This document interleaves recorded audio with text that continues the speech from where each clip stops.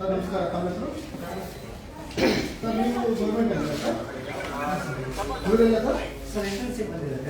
ನೀವು government employee ತರ ನನ್ಗೆ ಕಾಣಿಸ್ತಾ ಇಲ್ಲ. ನಿಮ್ಮ ಪದನಾಮ ಇಲ್ಲ, ನಿಮ್ಗೆ ಐಡೆಂಟಿ ಕಾರ್ಡ್ ಇಲ್ಲ. ನೀವು ಗೌರ್ಮೆಂಟ್ ಎಂಪ್ಲಾಯಿ ಅನ್ನೋದಕ್ಕೆ ಆ ಕುರ್ಚಿಯಲ್ಲಿ ನಾನು ಕೂತ್ರೆ ಕೂಡ ಕೇಳೋರಿಲ್ಲ. ನಿಮ್ಗೆ ಸುತ್ತುವಲೆಗಳಿಗೆ ಬೆಲೆ ಇದೆಯಾ? ಹೇಳಿ ಸರ್, ಎರಡು ಮಾತ್ರ. ಐಡಿ ಕಾರ್ಡ್ ಇವತ್ತಿನವರೆಗೂ ಇರೋರಿಗೆ ಎದ್ದು ಬನ್ನಿ ಸರ್. ಯಾರನ್ನ ನಿಮ್ ಸಿಬ್ಬಂದಿಗಳಾಗಿ ಯಾರನ್ನ ಒಬ್ಬರು ಐಡೆಂಟಿ ಕಾರ್ಡ್ ಹಾಕಿಲ್ಲ. ನೀವು ಮನೆಯಲ್ಲಿರುವ ಯಜಮಾನ ಸರಿ ಇಲ್ಲ ಅಂದ್ರೆ ಮಕ್ಕಳು ಇದೇ ದಾರಿಗೆ ಬರ್ತಾರೆ. ಯಜಮಾನ ಸರಿ ಇದ್ರೆ ಮಕ್ಕಳು ಸರಿ ಇರ್ತಾರೆ. ಯಾರನ್ನ ಒಬ್ಬರು ಕೆಳಗಡೆಯಿಂದ ಮೇಲೆವರೆಗೂ ಒಬ್ಬ ಐಡೆಂಟಿ ಕಾರ್ಡ್ ಹಾಕಿಲ್ಲ ಅಂದ್ರೆ ನಿಮಗೆ ಗೌರ್ಮೆಂಟ್ ಸುತ್ತೋದಕ್ಕೆ ಏನಕ್ಕೆ? ನಿಮ್ಗೆ ಏನ್ ಕೋಟ್ಯಾಂತರ ರೂಪಾಯಿ ಖರ್ಚು ಮಾಡ್ಬೇಕು ನಾವು? ಹಂಗಾಗಿ ಬನ್ನಿ ಸರ್. ಯಾರು ಐಡೆಂಟಿ ಕಾರ್ಡ್ ಏನ್ ಕೆಲಸ ಮಾಡೋದು ನಮ್ಗೆ ಗೊತ್ತಿಲ್ಲ. ಐಡೆಂಟಿ ಕಾರ್ಡ್ ಇಲ್ಲ, ಮೇಡಮ್ ಅವ್ರ ಐಡೆಂಟಿ ಕಾರ್ಡ್ ಇಲ್ಲ, ಅಲ್ಲಿ ನೋಡಿ ಅವ್ರ ಐಡೆಂಟಿ ಕಾರ್ಡ್ ಇಲ್ಲ. ಏನಕ್ಕೆ ನೀವು ಮ್ಯಾನೇಜರ್ ಕುತ್ಕೊಂಡು ಹೇಳಿ ಕುತ್ಕೊಂಡಿದ್ದೀರಾ? ನೀವು ಕರೆಕ್ಟ್ ಆಗಿದ್ರೆ ಯಜಮಾನ, ಅವ್ರು ಕರೆಕ್ಟ್ ಆಗಿರ್ತಾರ. ರಾಜ್ಕುಮಾರ್ ಕರೆಕ್ಟ್ ಆಗಿದ್ರೆ ನೀವು ಕರೆಕ್ಟ್ ಆಗಿರ್ತಾರ. AW ಕರೆಕ್ಟ್ ಆಗಿಲ್ಲ, ಡಬ್ಲ್ಯೂ ಕರೆಕ್ಟ್ ಆಗಿಲ್ಲ. ಇದೇನು ವ್ಯವಸ್ಥೆ? ನಮ್ಮದ್ರಲ್ಲಿ ನಮ್ಮ ತೆರಿಗೆ ಹಣದಲ್ಲಿ ಸಂಬಳಗಳು ತಗೊಂಡು ನೀವು ಈ ತರ ಕೆಲಸ ಮಾಡೋದು ಎಷ್ಟು ಮಾತ್ರ ಸಮಂಜಸ? ಅಲ್ಲಿ ನೋಡಿ ಮೇಡಮ್ ಅವ್ರು ಒಬ್ಬರು ಐಡೆಂಟಿ ಕಾರ್ಡ್ ಹಾಕಿಲ್ಲ. ಏನ್ ಅನ್ಕೊಂಡಿದ್ದಾರೆ? ಇದು ಖಾಸಗಿ ಕಂಪನಿನ ಇಲ್ಲ ಬೆಸ್ಕಾಂ ಆಫೀಸಾ? ನಮ್ಗಂತೂ ಅರ್ಥ ಆಗಿಲ್ಲ ಸರ್. ದಯವಿಟ್ಟು ಹೇಳಿ. ಯಾರು ಹಾಕಿಲ್ಲ ಸರ್? ಎಲ್ಲ ವಿಡಿಯೋ ಹಾಕಿದ್ದೀರಾ? ಯಾರು ಹಾಕಿಲ್ಲ.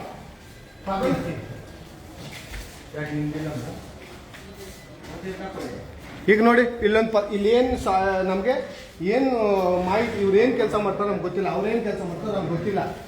ಒಂದು ಬೋರ್ಡ್ ಹಾಕ್ಸ್ಕೊಳ್ಳೋಷ್ಟು ಬಡತನ ಆಗೋಗಿದ್ಯಾ ಇಲ್ಲ ಏನಾಗಿದೆ ಬೆಸ್ಕಾಂ ಸರ್? ನನ್ಗಂತೂ ಅರ್ಥ ಆಗಿಲ್ಲ ಸರ್. ಯಾವ ಮಟ್ಟಕ್ಕೆ ಯಾರು ಇಲ್ಲ. ಅಲ್ಲಿಂದ ಸಿಬ್ಬಂದಿ ಒಬ್ರು ಐಡೆಂಟಿ ಕಾರ್ಡ್ಸ್ ಇದು ಮಾಡಿಲ್ಲ ಅಂದ್ರೆ ನಾವು ಬಿಡಿ ಸರ್. ಚೇರ್ಗಳಲ್ಲಿ ಕೂತ್ಕೊಂಡ್ರೆ ನಾವು ಒಂದೊಂದು ಕಲರ್ ಸರ್. ಎಕ್ಸಾಮ್ ರೆಡಿ ಅವ್ರ ಕೂತ್ಕೊಂಡ್ರೆ ನೀವು ಒಂದೊಂದು ಚೇರಲ್ಲಿ ಕೂರ್ಬೋದಲ್ಲ ಸರ್? ನಿಮ್ಗೂ ವ್ಯತ್ಯಾಸ ಏನು? ವ್ಯತ್ಯಾಸ ಏನಿದೆ? ಏನಕ್ಕೆ ನಿಮ್ಗೆ ನಾವು ಸಂಬಳ ಕೊಡ್ಬೇಕು? ತಿರ್ಗಿ ಮಕ್ಕಳೇ ಆಗ್ತಾರೆ. ಕರೆಂಟ್ ಬಿಲ್ ಇವಾಗ ಯಾವ್ದೋ ಒಂದು ಏನು ಡೆಪಾಸಿಟ್ ಅಂತ ಕಿತ್ಕೊಂತ ಇದ್ರೆ ಅದನ್ನ ಮಾಡ್ತಾ ಇದ್ದೀರಾ? ಡೆಪಾಸಿಟ್ ಯಾರ ಹೆಸರಲ್ಲಿ ಕಿತ್ಕೊಂತಿದ್ದೀರಾ? ಒಂದು ಐಡೆಂಟಿ ಕಾರ್ಡ್ ಇಲ್ಲ. ನೀವು ಎಕಾಪಿ ಡಿಪಾರ್ಟ್ಮೆಂಟ್ ನೀವೇನ್ ಮಾಡ್ತಾ ಇದ್ದೀರಾ ಸರ್? ಕೇಳ್ತೀರಾ? ಅಲ್ಲಿಂದ ಮೇಡಮ್ ಇಂದ ಇಲ್ಲ, ಯಾರ ಹತ್ರ ಒಂದು ಐಡೆಂಟಿ ಕಾರ್ಡ್ ಇಲ್ಲ. ನೀವು ಚೆಕ್ ಮಾಡ್ಬೋದು. ಮೇಡಮ್ ಐಡೆಂಟಿ ಕಾರ್ಡ್ ನಮ್ದು ಮೇಡಮ್ ಎಲ್ಲಿದೆ? ಹಾಕೊಳ್ಳೋದಕ್ಕೆ ನಾಚಿಕೆನಾ ಮೇಡಮ್? ತಮ್ದು ಮೇಡಮ್. ಮತ್ತೆ ಅಲ್ಲ, ಊಟಕ್ಕೆ ಹೋಗೋದ್ರೂ ಹಾಕೊಬೇಕು. ಖಾತೆಯವ್ರದ್ದು ಆಫೀಸ್ ಅವ್ರಿಗೆ ಇರೋರ್ಗೂ ಹಾಕೊಬೇಕು. ಅದು ನಿಮ್ಮ ಕರ್ತವ್ಯ, ಆದ್ಯ ಕರ್ತವ್ಯ. ಪದನಾಮಗಳಿಲ್ಲ, ಯಾವುದೂ ಇಲ್ಲ. ನಿಮ್ಮ ಪದನಾಮನೂ ಇಲ್ಲ ಬೋರ್ಡ್ ಮೇಲೆ. ನಿಮ್ಗೆ ಐಡೆಂಟಿ ಕಾರ್ಡ್ ಇಲ್ಲ. ಖಾಸಗಿ ವ್ಯಕ್ತಿಗಳು ಕುತ್ಕೊಂಡಿದ್ದೀರಾ. ನಿಮ್ಗೆ ಯಾರು ಕೇಳೋರಿಲ್ಲ, ಮಾಡೋರಿಲ್ಲ. ಅಧಿಕಾರಿಗಳು ಒಬ್ಬರು ಹಾಕ್ತಾ ಇಲ್ಲ ಅಂದ್ರೆ ಯಾವ ಮಟ್ಟಕ್ಕಿದೆ ನೋಡಿ ವ್ಯವಸ್ಥೆನ. ಅವ್ಯವಸ್ಥೆನ ನಾವು ಗೊತ್ತಾಗ್ತಾ ಇಲ್ಲ. ರಾಜ್ಕುಮಾರ್ ಇದಾರೆ, ಇವತ್ತು ಬಂದಿಲ್ಲ. ಎಷ್ಟೊತ್ತಿಗೆ ಬರ್ತಾರೆ? ಬೆಳಿಗ್ಗೆ ಬಂದವರು ಈ ಬಂದಿಲ್ಲ. ಸಂಬಳ ಮಾತ್ರ ಹೋಗ್ತಾ ಇದೆ ನೋಡಿ ವೀಕ್ಷಕರೇ. ಒಬ್ಬ AW ಬಂದು ಇಲ್ಲಿ ಕಚೇರಿಗೆ ಬಂದು ಇಲ್ಲ ಅಂದಾಗ ಎಷ್ಟು ಮಾತ್ರ ಆಗುತ್ತೆ ನೋಡಿ. ವ್ಯವಸ್ಥೆಗಳನ್ನ ಅವ್ಯವಸ್ಥೆಗಳನ್ನಾಗಿ ಮಾಡಿಟ್ಟು ನಮ್ಮ ಸಂಬಳಗಳನ್ನ ಲೂಟಿ ಮಾಡ್ತಾ ಇರುವ ಸರ್ಕಾರಗಳು. ನಮ್ಮ ಸಂಬಳಗಳಂದ್ರೆ ನಾವು ಕಟ್ಟುವ ತೆರಿಗೆ ಹಣಗಳಿಂದ ಇವ್ರ ಸಂಬಳಗಳು ಬರೋಕೆ. ಇವ್ರಿಗೆ ಕುರ್ಚಿ, ಐಡೆಂಟಿ ಕಾರ್ಡು, ನೀರು, ಬಿಸಿಲಿನ ನೀರು ಎಲ್ಲ ವ್ಯವಸ್ಥೆ ಕೊಡ್ತಿರಲ್ವಾ? ಕೆಲಸ ಮಾಡೋದಕ್ಕೆ ಒಂದು ಐಡೆಂಟಿ ಕಾರ್ಡ್ ಹಾಕಲ್ಲ, ಸಮಯಕ್ಕೆ ಬರೋದಿಲ್ಲ. AW ಎಲ್ಲೋಗಿದ್ದಾರೆ ಯಾರು ಗೊತ್ತಿಲ್ಲ. ಸಿಬ್ಬಂದಿಗಳಿಗೆ ಮಾಹಿತಿನೇ ಇಲ್ಲ. ಏನ್ ವ್ಯವಸ್ಥೆ? ಒಬ್ಬರು ಐಡೆಂಟಿ ಕಾರ್ಡ್ ಹಾಕಿಲ್ಲ. ಇದಪ್ಪ ನಮ್ಮ ವ್ಯವಸ್ಥೆ ನೋಡಿ ವೀಕ್ಷಕರೇ. ಇನ್ಫಾರ್ಮೇಶನ್ ಮಾಡೋರ AW ಏನೂ ಇಲ್ಲ. ಇನ್ಫಾರ್ಮೇಶನ್ ಎಂಥದ್ದು ಇಲ್ಲ. ಯಾವ ಮಟ್ಟಕ್ಕೆ ಅಧಿಕಾರಿಗಳಾಗೋಗಿದ್ದಾರೆ ಅಂದ್ರೆ ನಾವು ಕೇಳಕ್ಕೆ ನೋಡಕ್ಕೆ ಅಸಹ್ಯ ಆಗ್ತಾ ಇದೆ. ಇಲ್ಲಿನ ಪ್ರತಿನಿಧಿಗಳು ಏನಕ್ಕಪ್ಪ ಇವೆಲ್ಲ ಕೇಳೋದು? ನಾವು ಕೇಳ್ಬೇಕಾ? ಪ್ರತಿನಿಧಿಗಳು ನೋಡ್ಬೇಕು ಇವೆಲ್ಲ. ಒಬ್ಬ MLA ಆದವರು ಇವೆಲ್ಲ ನೋಡ್ಬೇಕಾಗಿರೋದು ಅವ್ರ ಆದ್ಯ ಕರ್ತವ್ಯ. ಯಾಕೆ ಇವೆಲ್ಲ ನೋಡೋದಿಲ್ಲ? ಅವ್ರಿಗೆ ಇಚ್ಛೆ ಶಕ್ತಿ ಇಲ್ವಾ? ಇಚ್ಛೆ ಶಕ್ತಿ ಇಲ್ಲ ಅಂದ್ರೆ ಯಾಕೆ ನಿಂತ್ಕೊಬೇಕು ಸ್ವಾಮಿ? ಎಲೆಕ್ಷನ್ ನಾವು ಸೇವೆ ಮಾಡ್ತೀನಿ ಅಂತ ಯಾಕೆ ನಿಂತ್ಕೊಬಾರ್ದು? ಹಾಗಾಗಿ ನೋಡಿ ಇದೆಲ್ಲ ಒಂಥರ ಗೊತ್ತಿರೋದು ಎಲ್ಲ ಅಕ್ರಮಗಳು. ಇವೆಲ್ಲ ಗೊತ್ತಿಲ್ಲದಿದ್ದ ಅಕ್ರಮಗಳಲ್ಲ. ಅರ್ಥ ಆಯ್ತಾ? ಒಂದು ಪದನಾಮಗಳಾಗಲಿ ಇನ್ನೊಂದಾಗಲಿ ಯಾವುದೂ ಇಲ್ಲ. ಇದು ಕಚೇರಿ ಅನ್ನೋದು ಪ್ರೈವೇಟ್ ಕಚೇರಿಗಿನ ಅಧ್ವಾನವಾಗಿದೆ. ಅದೇನ್ ಮಾಡ್ತಾ ಇದ್ರು ಇವರು? ನಮ್ಮ ಕಾರನ್ನ ರಾಜ್ಕುಮಾರ್ ಇಲ್ಲಿಂದ ಕೋರ್ಮಂಗಲಕ್ಕೆ ಯೂಸ್ ಮಾಡ್ತಾರೆ. ಅದು ಇವ್ರಿಗೆ ಎಲ್ಲೋ ಬೋರ್ಡ್ ಕೊಟ್ಟಿರೋದು, ಎಲ್ಲೋ ಬೋರ್ಡ್ ಕಾರಣ ಇಲ್ಲಿಂದ ಕೋರ್ಮಂಗಲಕ್ಕೆ ಯೂಸ್ ಮಾಡ್ತಾರೆ, ಅದಕ್ಕೂ ಸರಿಯಾಗಿ ಟೈಮ್ ಬರೋದಿಲ್ಲ.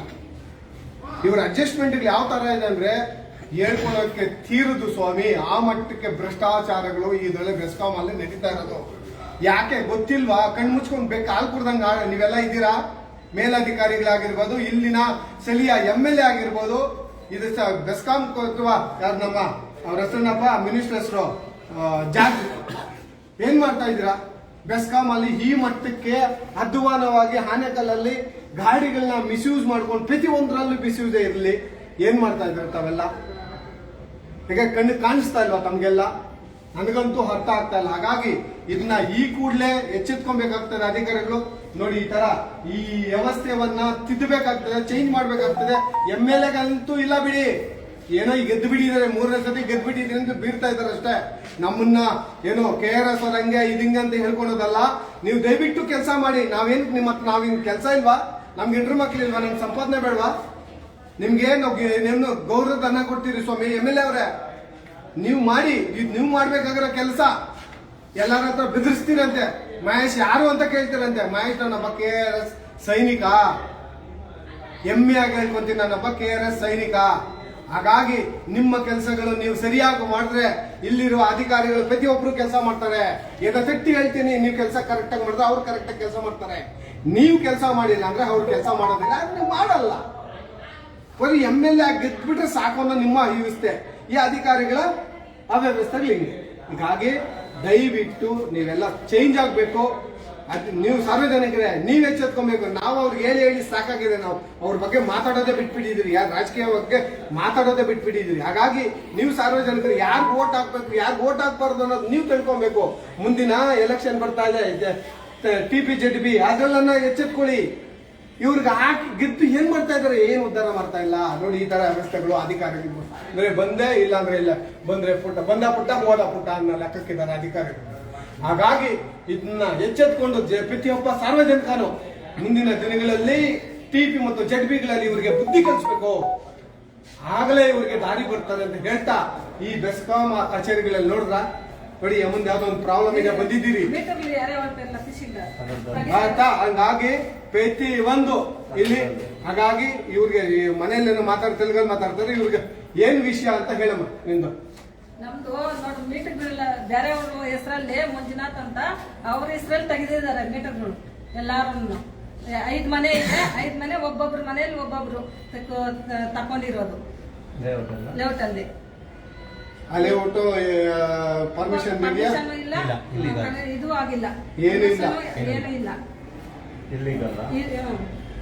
ಸಭೆ ನಂಬರ್ ಅಲ್ಲಿ 911 ತೆಗೆದಿರೋದು. ಇದು ನಮ್ಮ ಇಲ್ಲಿ ಹತ್ತಪಲ್ಲಿಯ ಬೆಸ್ಕಾಂ ಇದ ಕರ್ಮಕಾಂಡ. ದಯವಿಟ್ಟು ಪ್ರತಿಯೊಬ್ಬರು ವೀಕ್ಷಕರೇ ಇದನ್ನ ಎಚ್ಚೆತ್ಕೊಳ್ಳಿ. ಮುಂದಿನ ದಿನಗಳಲ್ಲಿ ಪ್ರತಿಯೊಂದು ಅಧಿಕಾರಿನ ಪ್ರಶ್ನಿಸುವ ಅಧಿಕಾರ ನಿಮ್ಗಿದೆ. ಯಾಕೆ ಅಂದ್ರೆ ನೀವು ಕಟ್ಟುವ ತೆರಿಗೆ ಹಣದಲ್ಲಿ ಇವ್ರಿಗೆಲ್ಲ ಸಂಬಳಗಳು ಬರುತ್ತೆ. ಯಾವುದೇ ವಿಧಾನಸೌಧದಿಂದ ತಂದು ಕೊಡೋದಿಲ್ಲ. ನೀವು ಕಟ್ಟುವ 1 ರೂಪಾಯಿ ತೆರಿಗೆ ಇವ್ರಿಗೆ ಸಂಬಳಗಳು, ಏನು ಇವ್ರಿಗೆ ಪೆಟ್ರೋಲು, ಇನ್ನೊಂದು ಕಾರ್ ಕೊಡ್ತಾ ಇದ್ದೀರಲ್ಲ ರಾಜ್ಕುಮಾರ್ ಅವ್ರಿಗೆ, ಇಲ್ಲಿಂದ ಜುಮ್ ಅಂತ HSR ಹೋಗ್ತಾರಲ್ಲ, ಅದು ನಿಮ್ಮ ದುಡ್ಡು. ಇದು ಪೋಲ್ ಆಗ್ದಿರ ನೋಡ್ಕೊಳೋದು ನಮ್ಮ ಎಚ್ಚರಿಕೆ. ನಮ್ಮ ಯಾರು ನಮ್ಮ MLAಗಳು ನಮ್ಮನ್ನು ಕಾಪಾಡ್ತಾರೆ ಅನ್ನೋದು ಬಿಟ್ಬಿಡಿ. ಇಲ್ಲ, ಹೊಟ್ಟೋಯ್ತದೆಲ್ಲ ಕಾಲ.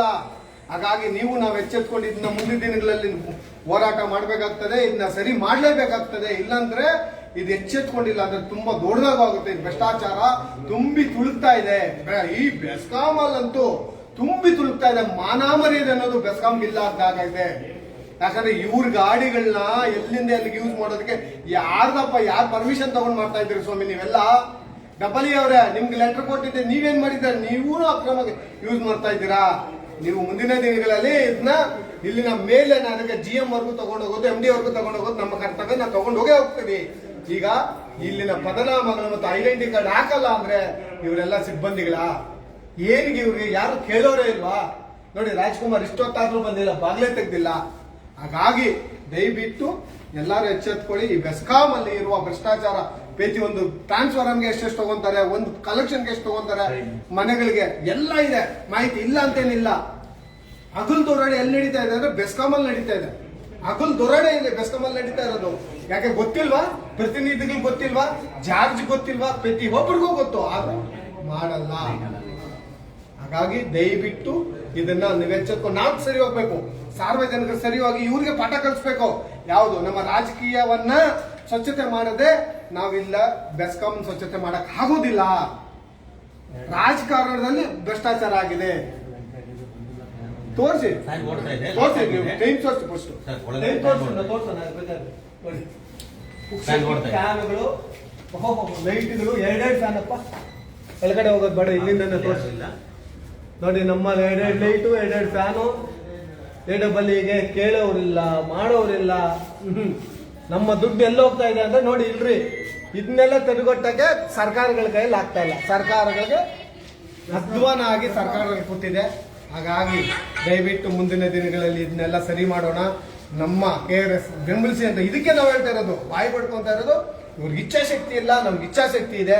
ನಮ್ಮ ರವಿ ಕೃಷ್ಣಾರೆಡ್ಡಿ ಅಂತ ಒಬ್ಬರು ವಿಧಾನಸೌಧ ಒಳಗಡೆ ಹೋದಾಗ ಏನು ಭ್ರಷ್ಟಾಚಾರನ ಯಾವ ರೀತಿ ನಾವು ವಿರೋಧ ಮಾಡ್ತೀರಿ ಅನ್ನೋದನ್ನ ಒಬ್ಬ ಸಾರ್ವಜನಿಕರಿಗೂ ಗೊತ್ತಾದಂಗೆ ವಿರೋಧ ಮಾಡ್ತೀರಿ ವೀಕ್ಷಕರು. ಇಷ್ಟು ಹೇಳ್ತಾ ಇವರಿಗೆ ಒಂದು ಚೀಮಾರಿ ಆಗ್ತಾ ನಾನು 2 ಮಾತು ಮುಗಿಸ್ತಾ ಇದ್ದೀನಿ. ನಮಸ್ಕಾರ.